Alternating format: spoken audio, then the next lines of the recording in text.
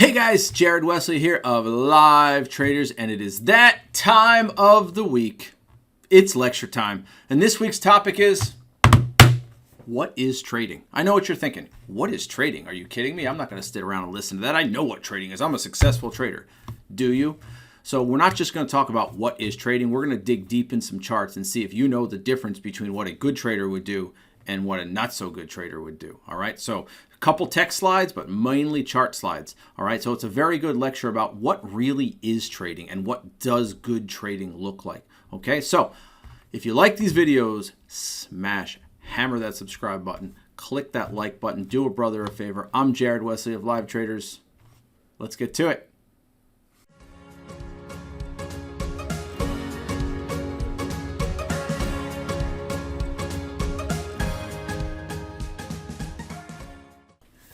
This week's lecture topic is, what is trading? What? What is trading? Come on, Jared. We're here to learn stuff. We're not here to listen to what is trading. I know what trading is. I'm a trader. Do you? So we're going to talk a little bit about that today. What really is trading? We're going to look at decent number of charts today, a few text slides. But I want you guys to really think about what is trading as we go through this, because it's not just what you think, oh, well, what is trading? It's a little bit deeper than that. And I'm hoping this will get you on the straight and narrow, get you on the clear path to being a profitable trader so that you fully appreciate and understand what it is that we actually do every day as traders, because everyone thinks they know what trading is. And if you know what it is, then you'd be doing it. And if you're not doing it, you got to ask yourself, why not? But before we get into what is trading, let's take a look at, when will the insanity stop, right? When will the insanity stop? Again, I know I reiterate this all the time. I'm not doing this to harp on people or to, just kick somebody when they're down. I do these things so that you guys can learn from these things, right? I do these things so you can learn from them so that you won't make the same mistake. That through other people's mistakes, errors, losses, you will be fearful enough and smart enough not to do these silly, foolish, stupid things. That's the goal, okay? That is the plan. That's the goal. So this week's is not fun. Quit my job and converted my 401k to self-directed brokerage. Lost porn, happy Friday, y'all. That was in October of 2021. Okay, October 2021, and you can see the chart. This is July of 2023, and the person has lost most of their account. Okay, most of their account. So basically lost over $400,000 total, right? Lost around 400K, just started a new job and slowly climbing out of the hole I dug myself. Now, I just want you to think about that. I quit my job and converted my 401K. First question you must have is, why would you quit your job to do something that you've never done before? Why wouldn't you keep your job, right? And learn what this business is all about, and then maybe eventually, years down the road, once you understand what you're doing and you're slightly profitable, then maybe quit your job. But you did three horrendous mistakes here. One, you quit your job. Two, you converted your 401k, which is your retirement. And three, you clearly traded without stop losses and YOLO'd it. There's no question. In fact, you said that. I went into FOMO mode and I went YOLO on Bed Bath & Beyond with total regard. So, 3 mistakes. Quit your job when you don't know what you're doing. Convert a 401k, which is your retirement. Silly. And 3, traded without stop loss. I mean, this is like the cat's meow creme de la creme of making mistakes, right? You take the cake, my man, with the cherry on the top. So anyway, I'm not going to harp too much on it. It's sad to watch. Sad to watch and sad to watch. That's a lot of money for most people. It seems like it's a lot of money for this person as well. Just started a new job and slowly climbing out of the hole. Guys, this person, that's retirement money, man, 400 grand. You just leave this in the market for another 10 or 20 years, and that 400,000 should in 20 years should at least minimum triple, right? You should have well over $1 million in 20 years, hopefully more than that. But now you're starting over, and it took you a year and a half to do that. just over a year and a half, to take your life savings into almost nothing. Don't do it. All right, let's move on from that. All right, I hope that you learned something from this person's mistakes. Trading in a nutshell. So let's start with the basics, and then we'll move into a little bit more detail. Trading in a nutshell, in terms of technical trading, what we do, whether it's scalping, whether it's swing trading, core trading, it's the same concept, right? We are using past price action to help predict future price movement, right? That's the basic premise, right? The most basic premise. Use past price action, what happened yesterday, last week, last month, last year, to help us predict what's going to happen today, tomorrow, and the next day, okay? So that's the basics. However, there are millions of traders out there in the forms of high-frequency trading machines, AI, institutions, hedge funds, investors, day traders, scalpers. I mean, there's literally millions of them around the U.S., around the world, and they come in many different shapes and sizes and forms. What we do specifically is probably one of the smallest segments of what I just talked about. If you look at HFT or AI or institution or hedge funds or investors, I mean, we're day traders and scalpers. While I think the pandemic probably, exploded the number of people that have tried to trade, it's still a small percentage of overall traders, in my opinion. So they are all taking positions based off of their own information and needs. I want you to think about that for a second. They're trading, and even if it's an HFT, even if it's AI, even if it's an investor, a hedge fund, they have information. And they're making decisions based off of their information, their needs, and their expectations, which might be completely and totally different than our expectations, needs, and information. Okay? Thus, we're not going to be right 100% of the time. Okay? But we can get close, right? We can get close. And then the other question you want to ask is, well, how often do you need to be right? Depending on your style, if we take a look at Cass, well, he's right 80, 90+% of the time. Take a look at Stefan, well, he doesn't need to be right nearly as often as Cass is. Why? Well, he's looking for 4-1 on his winners, right? If you're looking for 4-1 on your winners, I mean, gosh, you could be right 30% of the time and make a lot of money, right? Make a lot of money. So it does depend on what your expectation, what your approach is. But we're never going to be right 100% of the time. Because even when we're right, sometimes it doesn't work out that way. Random news comes in or something unexpected happens. So we have to get used to trading in a perpetual state of not knowing. And this is the interesting part. It's okay. It's okay. Because if you don't know, you don't have to trade that stock. Okay?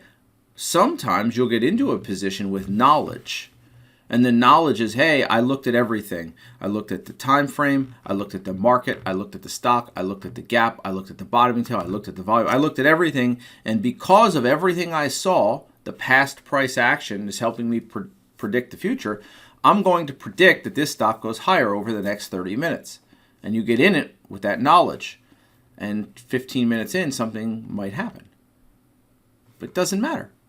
It doesn't matter because your plan has a modus operandi. Your plan is going to say, all right, well, that was unexpected, but this is what we do in that situation. Meaning it has an answer for everything.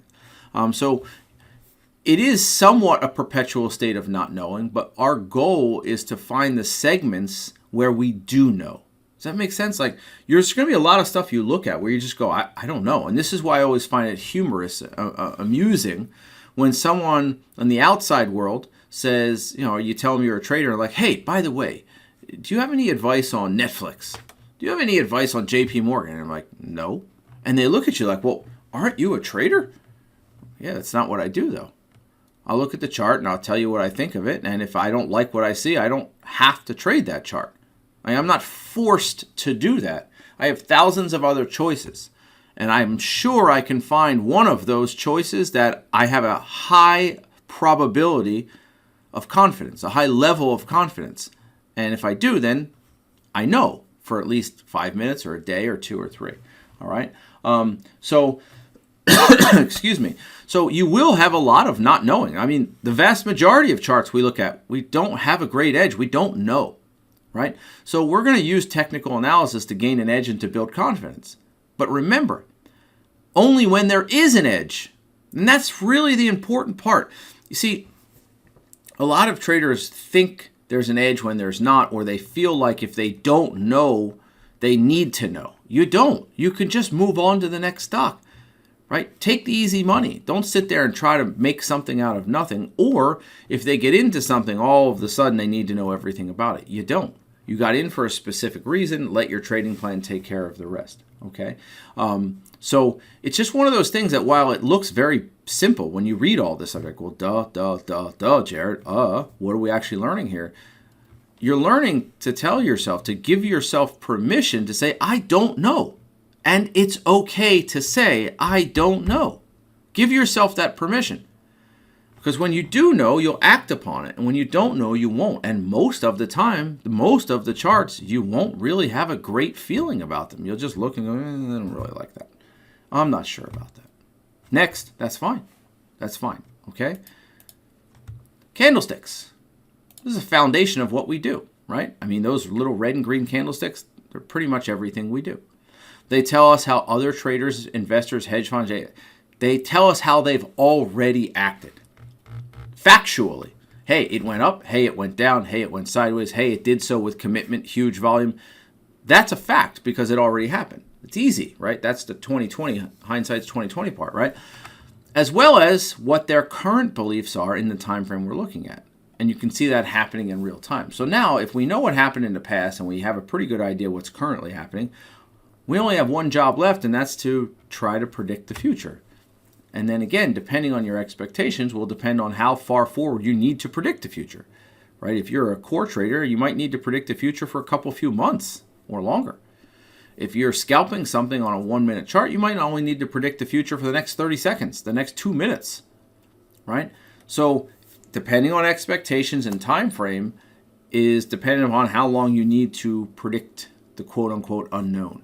All right. So each candle represents the beliefs of a lot of people. It says thousands, could be millions of people, right? Those beliefs are most associated with fear and greed, and that's supply and demand, and that's it. And humans are very, very full of fear and greed. Every day this happens to you. It's not just in the stock market, but you're greedy over something, you're fearful over something else, and that's all we're trying to do, right? We're just simply trying to say, hey, I think the next 20 minutes there's going to be more greed than fear, and I think the stock's going to go higher. Over the next 3 weeks, I think there's going to be more fear than greed, and therefore the stock's going to go lower. And the funny thing is, you can have higher time frame fear, weekly, monthly chart, lower time frame greed, 1 minute, 2 minute chart, and you can do both. Go long on the 1 minute for the next 5 minutes, and then go short on the weekly chart for the next 2 months. Nothing wrong with that, right? Perfect world is when we match them and we have greed, fear, right? Find greed on the higher time frame, greed on the lower time frame, and you roll it, right? Fear on the higher and lower time frame, and then you go with it, right? So the individual candles come together in clusters or arrangements to form chart patterns and trends. And you guys have heard me say this before. I've used this phrase in PTS. I've used it before. Every time somebody places a trade, that trade forms a tick. That tick forms a bar. That bar forms a chart. Those charts form patterns, and those patterns form trends, and those trends are what we're after. Every time somebody places a trade, that happens. That's what we're after. And these candles, they come together to form these things for us. So basically, when you think about it, we're trying to take a lot of information and simplify it all by using red and green candlesticks. Right? We're just basically trying to predict people's emotions going forward. That's it. That's all we're trying to do. Okay, is there going to be more fear in the future, or is there going to be more greed in the future? Okay, so it's our job to determine from those candlestick formations and patterns what the next move is likely to be. More fearful, more greedy. Pretty simple, right? But here's the challenge. Are we imparting our own fear and greed on that chart? And tell me I'm wrong here. We've all been there. I did it with Nutrisystem some 15 plus years ago. You get your hand caught in the cookie jar because, well, you took a trade without a plan and your hand's in the cookie jar. and all of a sudden your fear, your greed is not objective fear, not objective greed, not based off the chart. You're scouring news reports, you're checking what the latest analyst upgrades are, you're looking when the next earnings is, you're looking for if the CEO has said anything, you're watching Kramer and MSNBC, and all of a sudden, you're not just looking at the red and green candle charts objectively, you're fearful or greedy over outside information that should not be influencing you.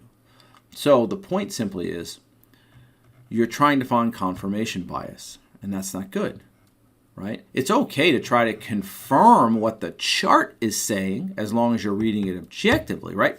Confirm that that bottoming tail really is at support. Okay, fine. But don't try to confirm an emotion that you're having that the chart isn't having. There's a difference. The chart's speaking to you. Don't talk back to it. Let it continue to speak to you, right?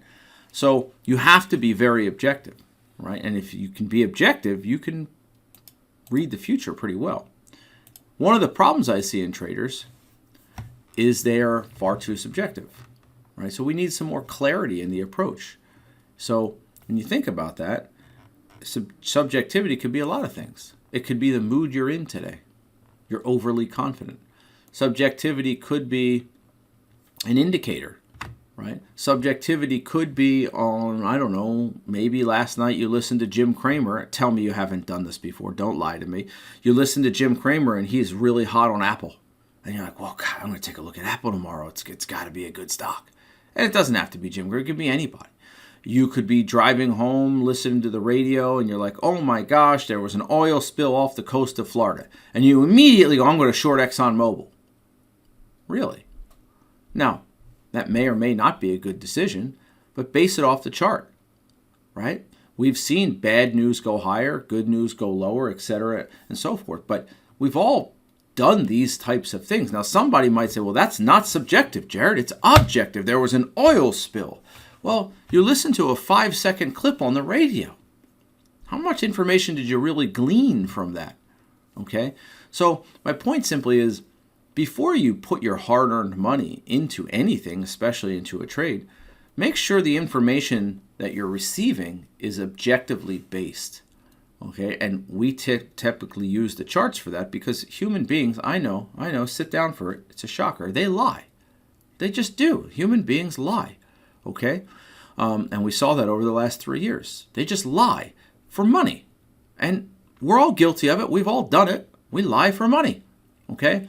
So we want to try at least to be as objective we possibly can when we're going to put our money into a trade. Right? So when you think about something that's object, we think about actual existence, price and volume, things that I can see. So I want to be uninfluenced by emotions or personal opinion. All right? I want to base my objective thought process, opinion, whatever you want to call it, on observable phenomena. Price, volume, trends, etc., and so forth. That's observable. I can look at a chart and go, yes, it's going higher. Amazon since 11 o'clock has gone from 126.25 to 128. That's objective. It has gone higher. Okay? Stick with the truth, not your subjective bias. Okay? And it's not as easy as you think, because there's always external influence telling you something, right? So try to be as objective as possible. And then after you can sort out this clarity in your approach, this is the real challenge, right? What we just talked about is actually the easiest part, because if you can just close off the outside world and look at a chart, then you're at a great start of being objective. But then that's just the trading side of things. That's the objectivity when looking at candlesticks. But now you need general requirements for success that most people need in any business. And that's confidence, patience, and discipline. And these are easier said than done. How do you gain confidence? Through experience. How do you gain experience? By doing something for a long period of time, which means being patient. But how do you gain knowledge from that patience and confidence? Well, being disciplined. Because if you're scattered and you're all over the map, it's hard to gain any level of confidence when everything is random. And that's what we're trying to do, basically. When you think about trading, we're really trying to get rid of the randomness, which would be more objective, improving our accuracy. So we want to reduce the subjective analysis. Okay. What just happened with that? Okay, that's cool. Sorry. We want to reduce the subjective analysis. Okay. We want to create a systematic approach to trading and build a thought process of success and confidence. But here's the thing, it does not happen overnight. So many people come into this business and they think in like a couple months they're going to be rock stars at it. There's nothing in this world you're really, truly great at in 3 or 6 months. You might have a lot of talent. You might even progress extremely quickly. But you're not great at anything in 6 months. I'm just trying to think of anything in this world that you could be genuinely fantastic at in only 6 months. Not a lot of things that I can think of. All right? So the patience and discipline are your job. If you're not going to give this career the time and patience and discipline it requires, you're just not going to succeed at it. But I know you think you know better. Some of you are listening going, yeah, that makes a lot of sense. And then you're still not adjusting your trading plan and the timeline. Your timeline still says 1 year or 6 months. Do yourself a favor. Talk to other traders and ask them, is this business harder than you thought it would be? You're going to get 99% of them to say yes. Then, next question. Has this business taken you longer than you thought it would to be successful? 99% of those people are going to say yes. So after you hear that, the first inclination that you're going to think is, well, I'm different. You're not. You are not different. I know that's the first thought. You're going to go, well, I'm special, I'm different. Even if you don't immediately think I'm special, you're just going to think, well, I don't have that kind of time. That doesn't work for me. So, the market and the universe doesn't care whether that works for you or not. It just is. So put the time and the effort in. This is what I try to tell people. Put the time and the effort in. Forget about the timeline.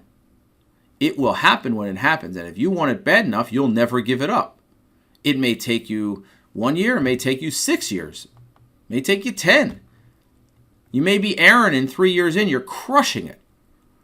You may be somebody else that takes 5 or 6 years to get to that point. The time doesn't matter. Because if you've done this properly and right, you probably have kept your day job or have some other form of income while you're learning this, right? And the timeline doesn't matter. You're just working hard every day and you'll eventually get it, okay? It does, Jordan, and that's it's great what you said there. Well said. Thinking you're different automatically puts you in the same category as everybody else. Thinking you're the exception makes you become the rule. And unfortunately, people just heard that and just read what you said, but they're still thinking it, which makes them like everybody else. So confidence, patience, and discipline are the 3 things you're going to need to be very good at this. And you're going to work at all of them. We've all seen it. Sophia, you just went through it.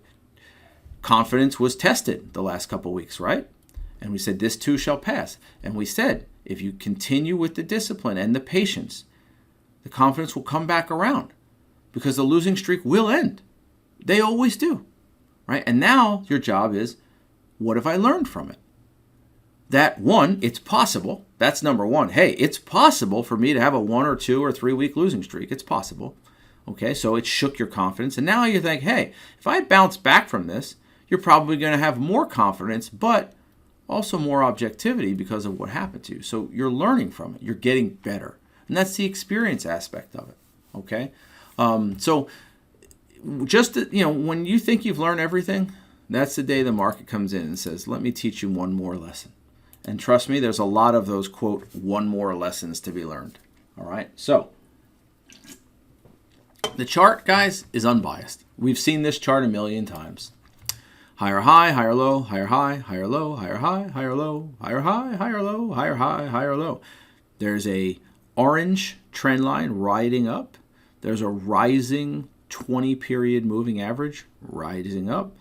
There are support and resistance lines, 50% retrace. My point is, this is an unbiased, objective look at what has happened from 9:30 a.m. on day 1 to day 3 at 3:30 p.m. The stock has objectively moved higher. So now you're like, well, great, Jared. So I know what happened in the past. Well, that's important to help us predict what's going to happen next. And then we start getting deeper into technicals, right? And what I mean by that is then we start talking about what will happen next. But we first first have to understand what already happened. If you can't understand what already happened, you're going to have a very hard time predicting what's going to happen. All right? So when we start looking, at this 50% retracement, wow, that looks very good. Okay? Why it does that? That looks very good. But now I see this pullback, this more recent pullback, and I think, I don't really like that. Even though it's at minor price support, even though it's at a rising moving average, there's a lot of things wrong with this. So I think while there's a possibility it continues higher, it looks like it's getting tired. Okay? So these are the types of things that you need to learn from past information. Those are the things that will help you predict future price movement. All right, and that's all technicals are. Understanding what's inside of these candlesticks. And I'll repeat myself again.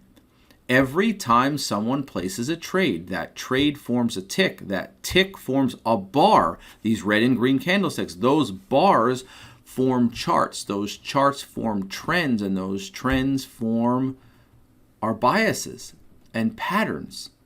Right? And this is all we're after. And this is why learning individual candlesticks is very important. But then learning individual candlesticks inside of multiple candlesticks, inside of trends, is most important. Okay? So we have to do that. For example, see what's happening. Choose smooth sequential moves, not overlapping congestion moves. So we take a look to the left. We have a stock that has what? A downtrend, red bar, red bar, red bar, red bar, right? Lower low, lower low, lower low, and a lower low, and a lower high here, and a lower high here, and a lower high. That's a sequential move lower. There is little to no overlap. Sellers are clearly in control here. Okay? These are the types of moves we're looking for, not only when you're in it to go lower, but also if you're expecting or looking for a reversal.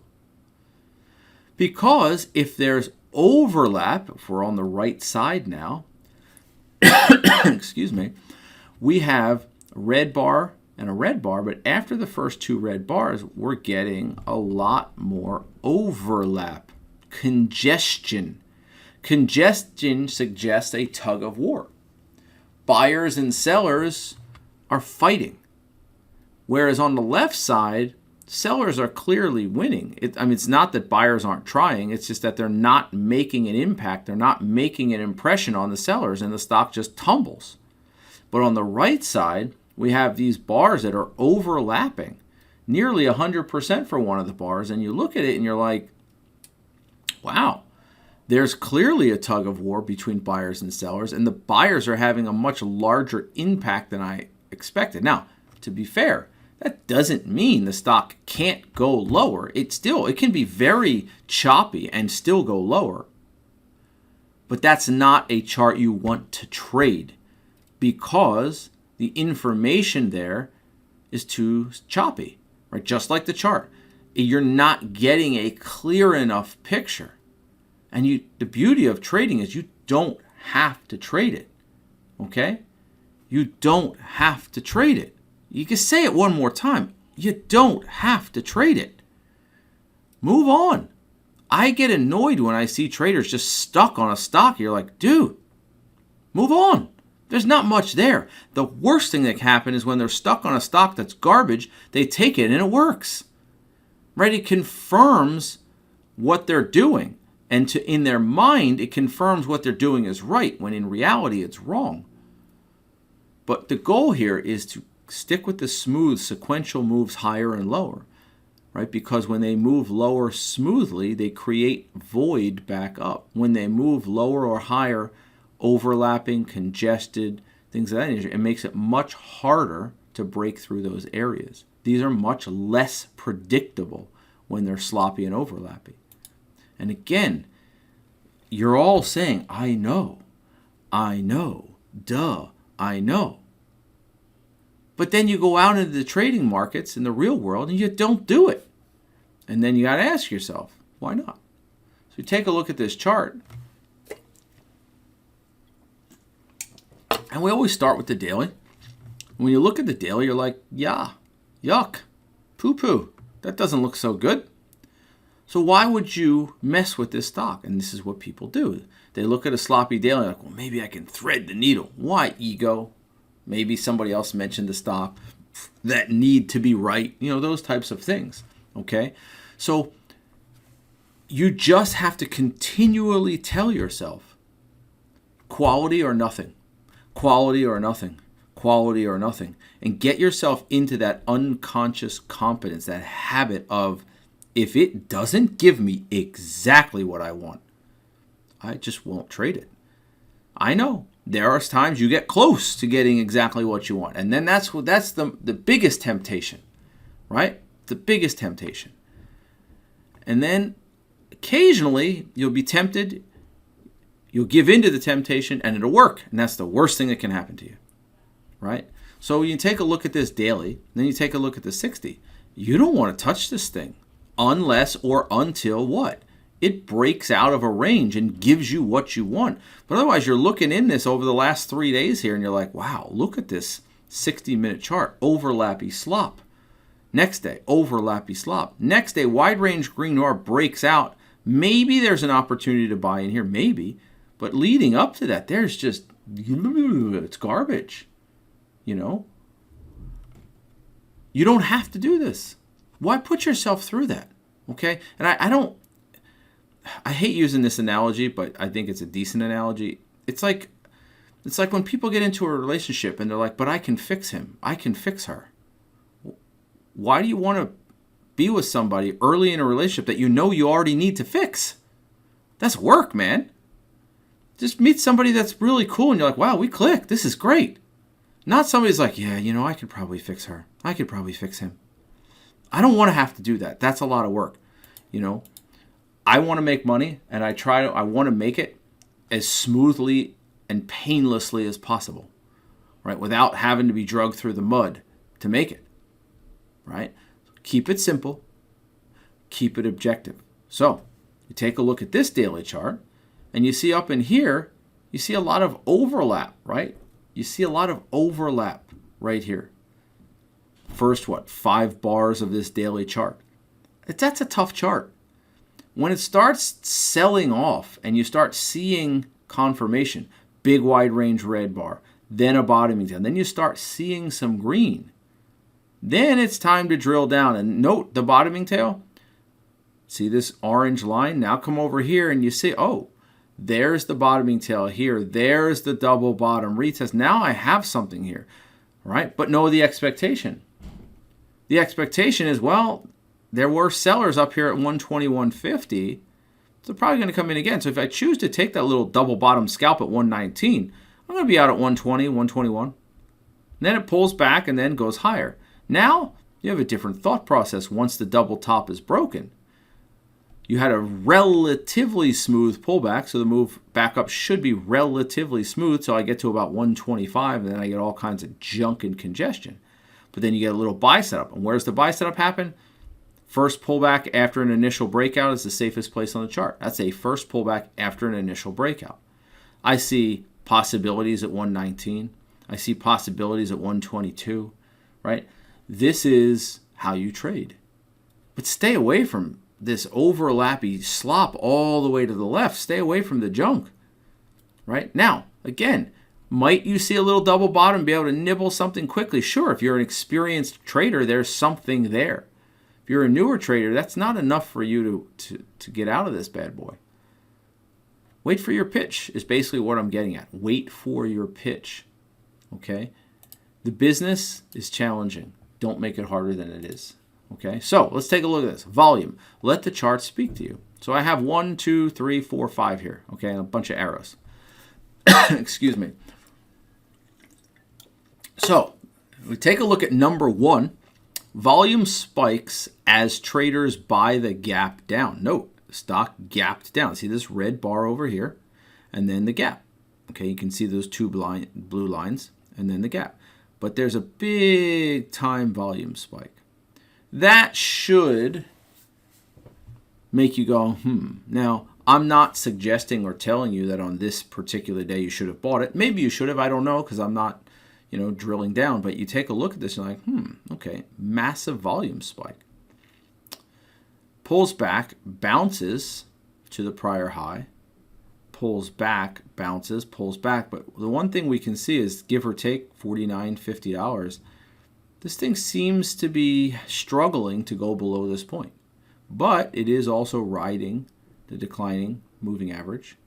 That brings us over to number 2. Volume spikes as price breaks above supply. So see the little bottoming tail here. Bottoming tail at 10 o'clock just after. So we have a little bit of a double bottom here. And then this volume spike comes up, breaks above this blue line, right? This wide range bar on volume breaks above the blue line. So now things are changing.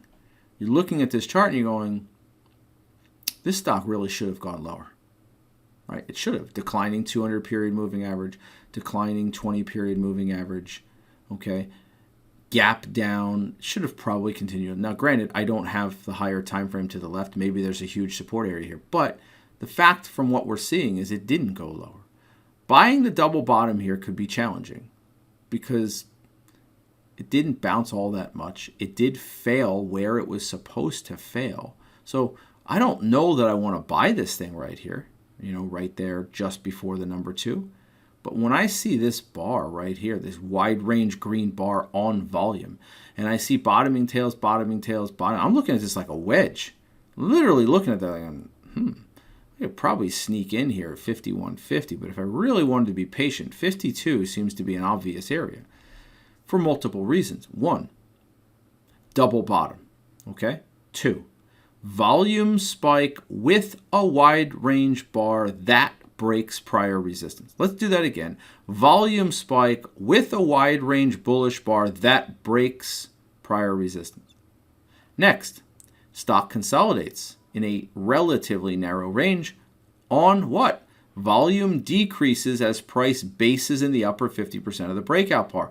Guys, we call this continuation volume. Number 3 is considered continuation volume. Okay? Then, right here at 4, volume increases as the price breaks out. Like, this has done everything you want. Oftentimes it does. P.S. Overnight orders are being filled off the open, etc., and so forth. But the point is there was a volume spike and it could not go significantly lower. It broke the low by a little and just came right back up. Tried to go lower again. It came right back up. But anyway, so now we have number 3 here where it's continuation volume. It's resting volume. It's exactly what we want to see. Stock stays in a narrow range. It rests. It rests. Now, we're above this resistance area. First blue line. We're above the newly, that's important, newly rising 20 period moving average. And we're just about at the $52 mark, which is going to break above the 200 period moving average. And once it breaks, the volume begins to spike, which is commitment. Remember we talk about breakouts and we talk about the price tells us what is happening, and the volume tells us how it's happening. The volume tells us if the price movement is happening with commitment or a lack of commitment. Well, this price is moving up with massive commitment. Massive, massive, massive commitment. Look at the volume drop here. Look at the volume spike here. Okay? So we break out of 52, and then notice how the topping tail went away and the 200 MA is ignored. Gone. All these topping tails are gone now. Rip. This is just literally reading a transition on a chart. Now, we're looking at a lower time frame, looks to be like a 15-minute chart, but you can meld this with a 2-minute, with a daily, with a 60 to get more information. But on this specific time frame, just reading the chart, objectively reading the chart, and through that objectivity, predicting what's likely to happen next. And the next likely move here is a move up. And that's exactly what happened. That's how you objectively read a chart, okay? Same here. M-top retracements. Read the chart. A stock that gaps up, chops around, goes a little higher, 42.60. Pulls back. You might be interested in a buy setup, maybe, but it's a sloppy pullback. Red bar here, topping tail doji here. Moves back up and puts in a double top. This is where you're seeing Aaron short something, Cash short something, especially if they have a higher time frame confirmation. So right now we have a lower time frame chart, looks to be another 15-minute chart. But what if you got a higher time frame confirmation, market confirmation with a double top on this bad boy? Well, you're going to have room to that unfilled gap. And this went much lower than the unfilled gap, right? So now you're looking at this, and we looked at that today on a couple stocks, a couple trades. But read the chart objectively. Don't just go, oh, it's going higher, so therefore it has to go higher. No, almost every stock pulls back at some point. The question is, to what extent, right? And what's my expectation? Your expectation, I mean, if cash shorted this at 42.60, you'd probably be out at 42.40, 42.30. One bar pullback, done, out. Take my 20 cents on the option scalp, walk away. Some of other people, maybe Stefan or someone else, might say, yeah, but I need 4R from it, so I need 41.40. Okay. But the concept doesn't change with regard to the M top looking like a pullback. And then we really know it's done when we break under here and then break under here, right? Sorry for all the pink lines, but this support area is the first area where, like, man, it can't hold that area at 42.20, 42.25. It's done. And then it breaks 42. Oh, my goodness. You're definitely filling the gap at that point. Right? You're definitely filling the gap at that point. So you want to just objectively read the charts, right? Take a look at this. Adobe from, I don't know, a few weeks ago. We look at the higher time frame here. And remember, a 15-minute chart can be a time frame of bias if you're drilling down to a 1-minute, 2-minute, 3-minute chart. So I can see here, rising 50 MA, rising 200 MA, rising trend line, higher highs and higher lows. And I can also see this pink line. See the wide range green bar on volume take out 490? See it right there? Wide range green bar take out 490. So now that that's been taken out, the ceiling becomes the floor. The ceiling becomes the floor. Right out of Professional Trading Strategies. Once you break above the ceiling, it becomes the floor. And think about that for a life analogy. When you break a new paradigm in your head, that's the new floor. It's like I told you in tennis, my coach used to say, you're only as good as your worst day. Improve your worst day and you get better. It's the truth. Well, in trading, you break through the ceiling, and that ceiling, what used to be the top, the peak, the best, now is the bottom for you, right? So in this case, we break above 490, get close to 500, pulls back, bounces, pulls back, bounces. So the next day, which is the day we're talking about here, 7-11, right there, you get this double bottom retest, and you're like, well, it seems to really like 490 to 492. You're either going to buy it down there on the first pullback or wait for the retest at 494 and ride that bad boy up. By the way, take a look at the shake and bake on the breakout. Little peekaboo, pulls back, tries to shake the tree, and then goes. You still have to be cognizant of these things because you can be right and still be wrong. You can be right at $500 on a breakout and still stop out and be wrong, and then it goes without you. Why? Because computers like to play games. 500 is one of those numbers, isn't it? 500 is one of those numbers. So you behoove yourself to maybe put an order down there at 498. See if you can't get something. But before that ever happened, I like this little W bottom right there. Why? Because the higher time frame suggested that's exactly what should have happened. A bounce and a bounce. So you're taking moving averages plus a trend line plus a double bottom plus multiple time frame analysis equals success.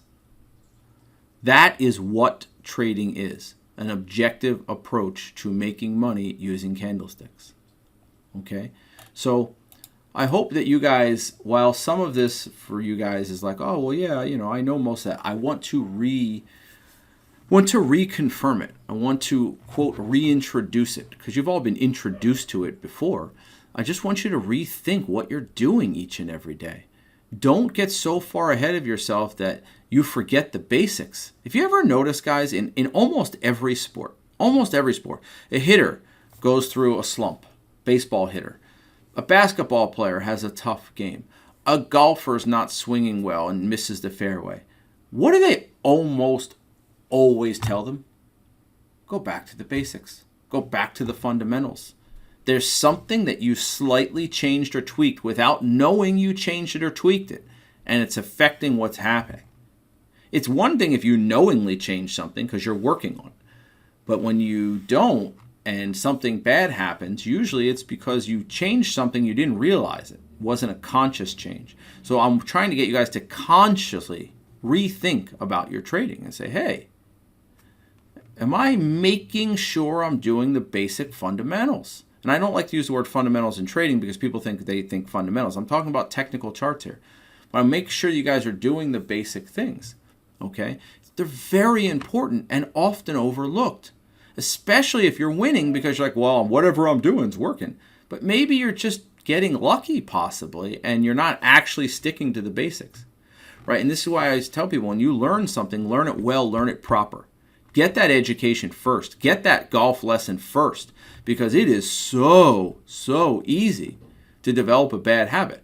I used to play golf quite a bit, was a pretty decent golfer, but my swing is not the best. It's not Jim Furyk. It's not Charles Barkley, but it's not the best. And then I went and got a lesson, and literally, I think I told you guys this. He said, how good do you want to be, Jared? I said, great. He said, I want to be great. He said, okay, you're serious? I said, yep. He ripped down my entire swing, completely destroyed it. He said, you're going to be about 10 or 15 strokes worse before you get better. Well, I tried that for a couple weeks, and my ego said, I just can't do this, because I didn't have the bigger picture in mind. I thought, well, I'm golfing pretty well right now. I'll just keep doing what I'm doing. I'll get a little bit better. And I may have. But what he was trying to teach me was how to be great. There's a difference. So learn proper from the beginning so you don't have to fix these mistakes later on, because it's a lot harder to fix them later than it is in the beginning, because you're just learning anyway. All right? So always keep that in mind, that objectivity versus subjectivity. Keep in mind your trading plan. Keep in mind the charts and how objective those charts are. Go back to the basics. You'd be surprised how simple this business can be when you go back to the basics. All right? So I hope you guys learned a little bit about how to be a better trader, what is trading in general, and I hope it will help you be a better trader and make more money. I'm Jared Wesley of Live Traders. We'll get back at it again next week.